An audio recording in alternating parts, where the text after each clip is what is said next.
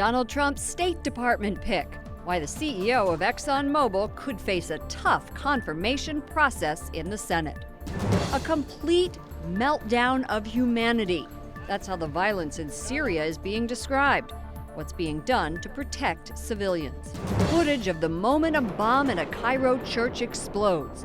The executive director of In Defense of Christians joins me. And emailing the Pope, a milestone for the Holy Father and how you can contact him to wish him bon compleanno. On EWTN News Nightly for Tuesday, December 13th, 2016.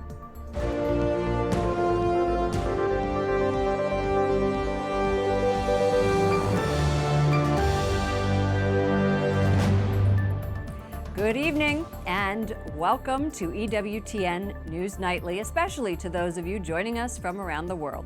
I'm Lauren Ashburn. ExxonMobil's CEO Rex Tillerson is Donald Trump's choice for Secretary of State. Tillerson has basically nurtured close professional ties to Russia that are raising concerns. A tip of the hat from fellow contenders for the spot. Former presidential candidate Mitt Romney tweeting, "It's an honor to have been considered." Senator Bob Corker saying Tillerson is, quote, "a very impressive individual," and that he looks forward to chairing his confirmation hearing. Plus, support from someone who once stood in those shoes, former Secretary of State Condoleezza Rice. She posted on Facebook, "I look forward to supporting Rex through the confirmation process and then welcoming him to the family of Secretaries of State." But not all reaction to Tillerson was as warm. Republican Senator Lindsey Graham tweeted a cautious welcome, saying, "I look forward to meeting Mr. Tillerson and discussing his worldview, especially his views of the U.S.-Russia relationship." As an oil executive, Tillerson has argued against sanctions that the U.S. and European allies imposed on Russia. And 3 years ago, Russian President Vladimir Putin awarded Tillerson the Order of Friendship, an honor given to foreigners who improve relations with Russia.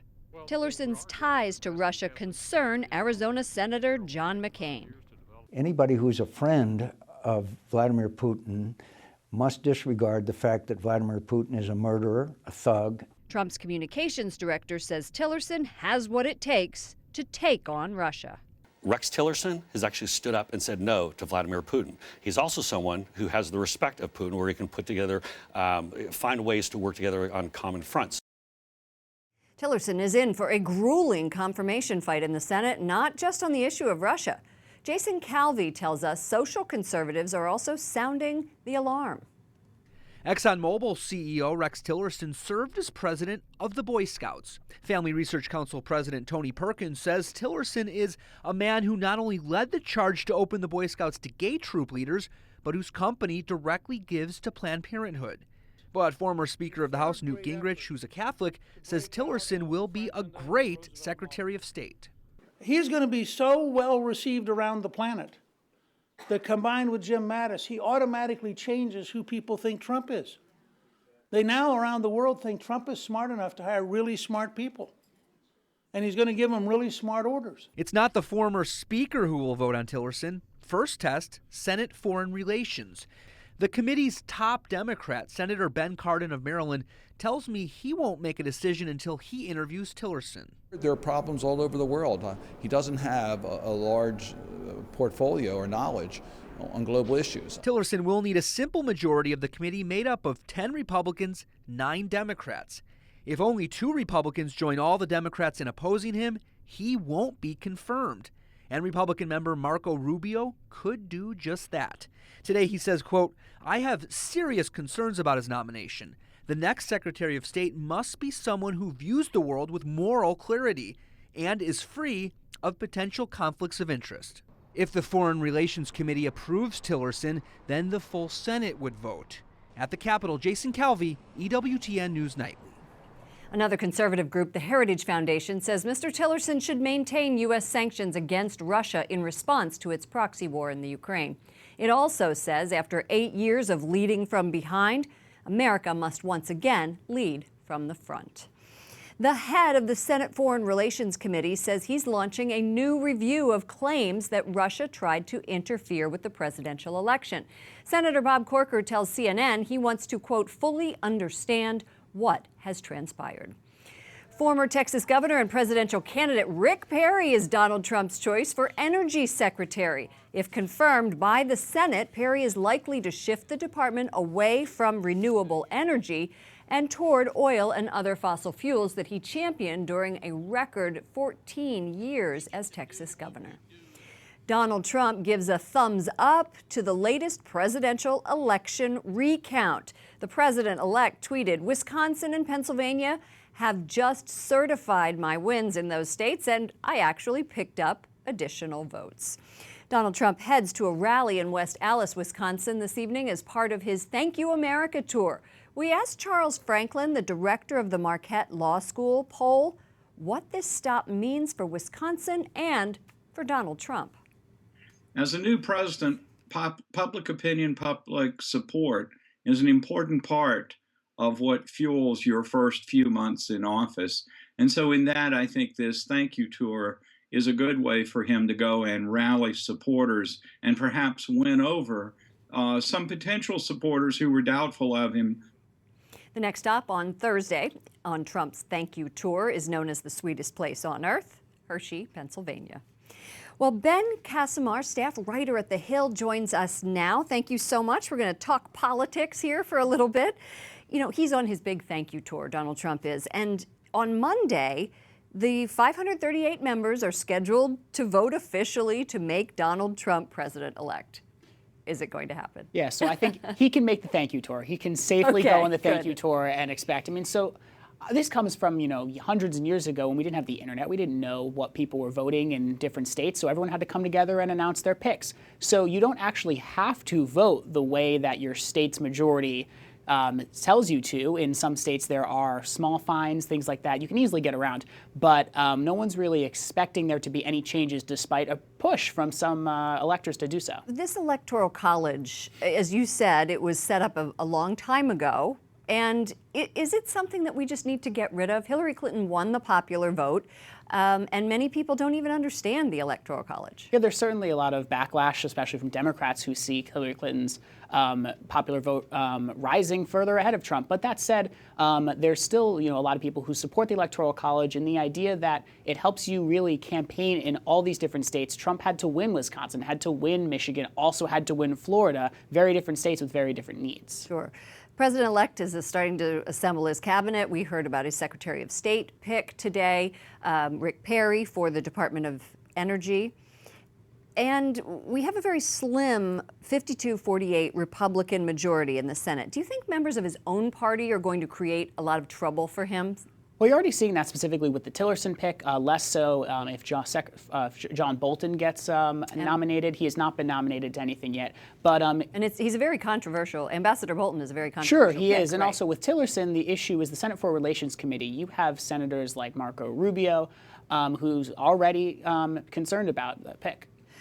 Former Texas Governor Rick Perry appears now to be his pick to head up the Department of Energy. Let's take a look back to 2012 at Rick Perry. It's 3 agencies of government when I get there that are gone.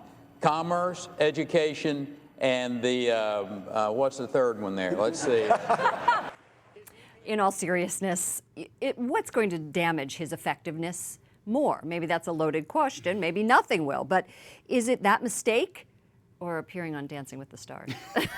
I mean, I've seen the pictures and the videos of Dancing with the Stars going. I think, this for the most part is water under the bridge. It's a great moment that a lot of people, I myself, enjoy very much. But I think, moving forward, the Energy Department, coming from Texas, I think he'll have no problem. And he's had a very successful record there. We were just having a little bit of fun. Okay, thanks so much, Ben Qasim, staff writer at The Hill. Thanks for joining us. Other stories our EWTN News Nightly team is covering in today's world, a complete meltdown of humanity. That's how a top United Nations officials describes the violence in Aleppo, Syria. World leaders call for an end to the fighting after reports of Syrian troops carrying out mass killings in the streets. Wyatt Goolsbee joins us from the White House. That's where Defense Secretary and the Secretary of State have been meeting with President Obama. Wyatt, what can you tell us? Well, Lauren, Russia says that all military action in eastern Aleppo has stopped. They say that the rebels are allegedly leaving the city. Now, our news sources have not independently confirmed Russia's statements, but if they are true, it would mean that Syria's government is now in full control of its largest city for the first time since 2012. The Syrian military says it now holds nearly every rebel neighborhood in Aleppo and is on the verge of ending a 4-year war over the city. But it comes at a price. Horrible things have happened to the civilian population, that people are under rubble, cannot escape, that militias have done terrible things to civilians. According to the UN, pro-government forces killed 82 civilians at once as they closed in on the last rebel area in the city. Many of the victims, women and children. The UN says more than 100 unaccompanied children could be trapped in a building under fire. Tens of thousands of others are fleeing the war-torn city. Parce que les Russes ont apposé leur veto. The French president and German chancellor are condemning the violence. They're demanding Russia allow evacuations and let humanitarian aid reach residents. The White House agrees. The United States has played a leading role in the international community to try to facilitate a diplomatic resolution to the situation there, at least to just try to reduce the violence and increase the consistent flow of humanitarian relief. Meanwhile, Pope Francis appeals to Syria's President Bashar al-Assad. The Pope's ambassador in that nation delivered a letter to Assad from the Holy Father. In it, Francis calls for the protection of the civilians and access to humanitarian aid. After an emergency meeting today, the United Nations is calling for immediate access to eastern Aleppo in order to confirm Russia's statements. Their main goal, though, the main concern for the United Nations is the tens of thousands of civilians that are still thought to be in that part of the city. Lauren? Wyatt, it is so sad. How is Russia responding to all of the international pressure? Well, Lauren, Russia is dismissing all criticism. In fact, the foreign minister today, the Russian foreign minister, said, I want to get his quote right, they're tired of hearing this whining from our American colleagues. They say Syrian troops are uncovering hidden hideouts in schools and in hospitals where they found ammunition supposedly that the rebels were using to operate. They also say any accusations that Russia is blocking aid convoys in and out of Syria are false. Lauren? Wyatt Goolsbee reporting from the White House. Thank you, Wyatt. Police in Turkey detained more than 560 people following a deadly attack. 44 people died in this Saturday's bombing near a soccer stadium in Istanbul, and those arrested have alleged ties to the Kurdistan Workers' Party. Turkey has been under a state of emergency since a failed coup attempt in July. Dramatic video shows this moment. The bomb explodes inside a church in Cairo, Egypt, killing 25 people. ISIS today has claimed responsibility. The footage shows the alleged suicide attacker walking into the chapel moments before the explosion. It happened Sunday during Mass next to Egypt's main Coptic Orthodox church. Philippe Nassif, Executive Director of In Defense of Christians, joins us now. What about those pictures? Weren't they terrible? Horrifying. Absolutely awful. Thank you for joining us. Absolutely. The bombing there was one of the deadliest terror attacks, not only since targeting Christians, but for years, since the militants have been there. Do you have any confidence in the Egyptian government holding anyone accountable for this? We have some confidence in the Egyptian government. Since the revolution in 2011 and then the counter-revolution in 2013, we've seen Egyptian Christians consistently getting caught in the middle between the government supporters and between the revolutionaries. You see this manifesting itself to where Christians are continuously scapegoated for a lot of the economic issues that Egypt is facing. The Egyptian government is trying to clamp down on a rising militant, frankly, a tide of militant violence against not just Christians, but Egyptians in general, across the board. And we've seen this for years. Absolutely. You have also, your organization on other issues has reached out to the Obama administration for support on helping Christians, persecuted Christians. Have you reached out to the administration on this, and how have they responded, and do you plan to reach out to the new administration? We always are working with the current administration, both President Obama and then our President-elect Donald Trump have, support the Christian communities in the Middle East and non-Muslim communities, as well as just the fact that we have people that are innocently that are being killed in wave of violence in all of these countries. And so they know about and are aware of just how challenging the situation is, and they know about our work. You know, I think a lot of people see the situation in Syria, terrorist attacks like this, as part of everyday life. They do there, but I think here it's almost wallpaper. People don't quite understand what is happening to Christians in the Middle East. How do you convince people that they do have the ability to help and to support these persecuted Christians? Absolutely. Well, you know, the first issue that we have in the United States is that a lot of people don't know that Christians are still in the Middle East, that they exist. And if we convey that message, which is one of our sort of biggest talking points, we educate people that the fact that there are Christians in the Middle East, and then we educate them about their precarious situation and the fact that they're having to flee Syria, Iraq, Egypt, Jordan, etc. But we're very confident that the American people, and I think in particular around Christmas time, is a great way to sort of double down on our message that this is a community that is indigenous to the Middle East and has a right to remain in the Middle East and needs all the help that we can give them, which is what we're doing. Right, and what you said, that they're still there. They are still there. All right, Sure. Philippe Nassif, Executive Director of In Defense of Christians. Come back anytime. Thank Absolutely. you for joining Thank you us. so much. I appreciate it. You're welcome. Thank you. Coming up, Planned Parenthood's ploy for donations and a new app giving women access to cutting-edge health research.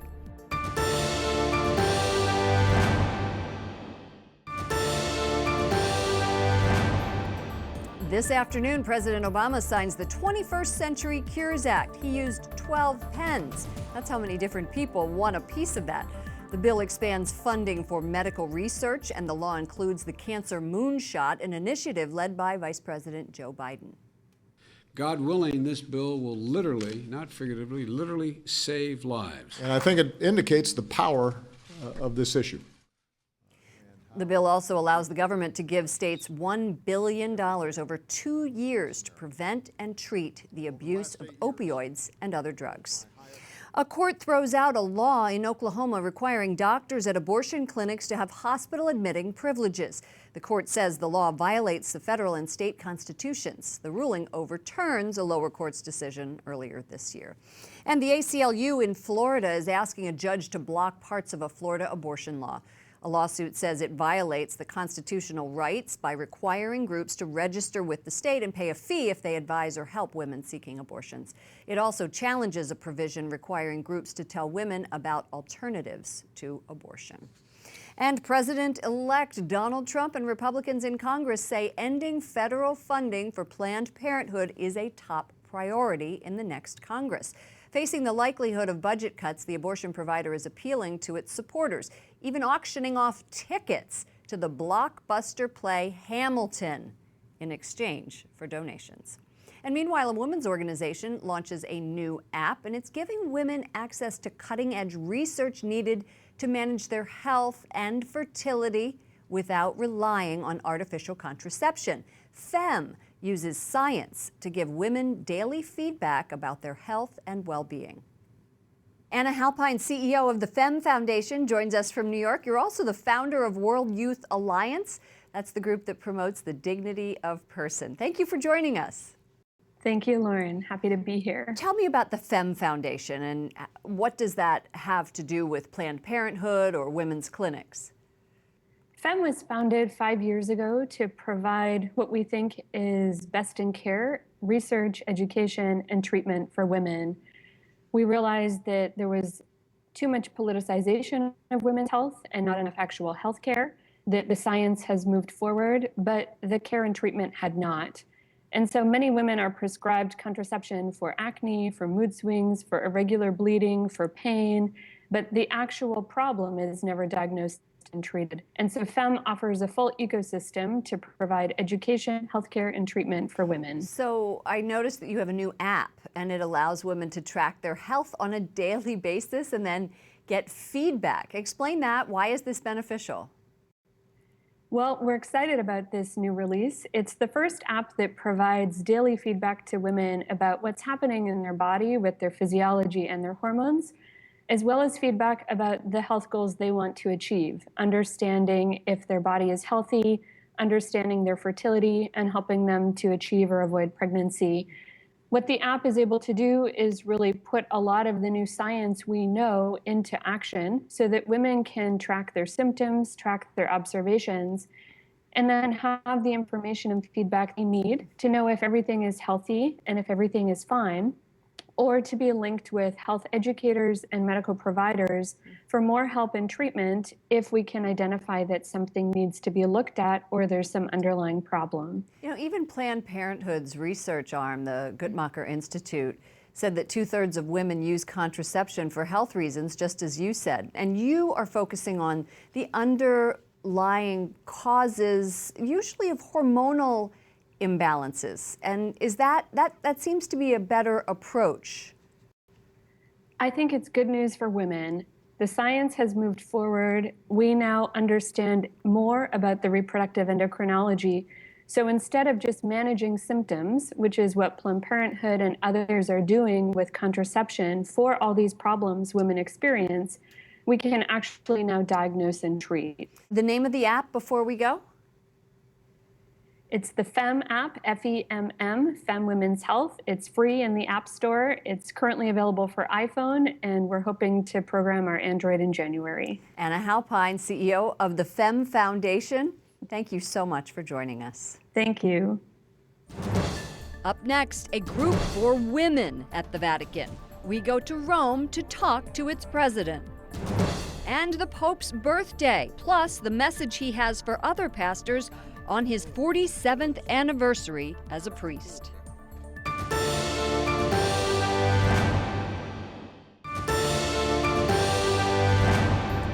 It's December 13th, the feast of St. Lucy. She died during the persecution of Christians in the early 4th century. She's the patron of the blind, martyrs, and salesmen. The prelate of Opus Dei, a lay institution in the church, has died. Bishop Javier Echevarria Rodriguez passed away in Rome yesterday at the age of 84, and Pope Francis sent his condolences. A group of women working in the Vatican forms a support network, and the Vatican recently officially recognized the group called Women in the Vatican. Tracy McClure, president of the group, joins us now from Rome. Tracy, welcome to the program. Tell us what inspired you to create this group. Well, hi, Lauren. It's good to be with you. We decided, well, I suppose actually you could say that the popes inspired us to create this group. We women, there were about 12 of us, started this about 4 years ago. Most of us were working at the time under probably, I would say, even Pope John Paul II, then, of course, Pope Benedict XVI, and now, of course, Pope Francis. We were inspired by what these popes were telling us, that the church is a family. The church is a community in which we are all there to support each other, to help those in need. And so we came together, we decided it was something that we wanted to do. Well, tell me how specifically is the group giving back to the community? How are all these women helping the community at large? Well, first, let me explain that the Vatican is about, let's say, 1/8 the size of Central Park in New York. The Vatican doesn't have just offices inside the Vatican walls, but also outside in the center of Rome in various different parts. We women didn't know each other, and frankly, many people who work in the Vatican don't know each other. And we thought, gee, we need to be able to create this community together by, first of all, getting to know each other. So, and many of us, of course, are also foreigners, so we are lacking, let's say, the support mechanisms which many of the Italians can enjoy here. I'm thinking of Vatican Radio, where I've worked for so many years. There are at least 40 different languages at Vatican Radio, and people are coming from dozens of countries across the planet. So we decided, it's important to get us together, to meet each other, colleagues that we might never meet in our lifetimes if we didn't create this sort of association. So one of the things that we're trying to do is to put into practice what Pope Francis has been telling us, and that is a revolution of tenderness. A revolution of tenderness that we can bring about as co-workers in our families, in our communities, by building bridges, by Also helping the needy in our local communities. Some of the things that we're trying to get off the ground is a network of community service. Many different things like that. And also on a professional level to help each other out, to be there, to support each other, to act as women are great communicators. And so one of the things that we hope to do also with this organization is to facilitate the communications within the Vatican itself. Very good. Well, Tracy McClure, best of luck to you and your new, recently new endeavor, President of Women in the Vatican. Thank you, Lauren. It's been a pleasure. Pope Francis is celebrating 47 years as a priest today, and in his homily he warned pastors against clericalism, or an overemphasis on priestly functions and authority. E la vittima è la stessa, il popolo povero. The Holy Father says the spirit of clericalism is an evil present in the church today, and the victim is people who feel rejected. Members of the Pope's Council of Cardinals were present at this morning's Mass. They are meeting with the Pontiff this week about ongoing Vatican reforms. And Pope Francis, happy birthday, is turning 80 on Saturday. You can wish him a happy birthday by emailing him. The Vatican set up different email accounts based on languages. The English account is Pope Francis 80 at Vatican.va. And of course, this social media pope has created a hashtag. Hashtag is Pontifex80. That does it for all of us here at EWTN News Nightly. To all of you around the world, have a wonderful evening. I'm Lauren Ashburn, and I'll see you again tomorrow. We leave you with a look at today's sunrise over the Capitol. Isn't that beautiful? And this is where Toby says, God painted the sky in pink and purple. Good night. God bless.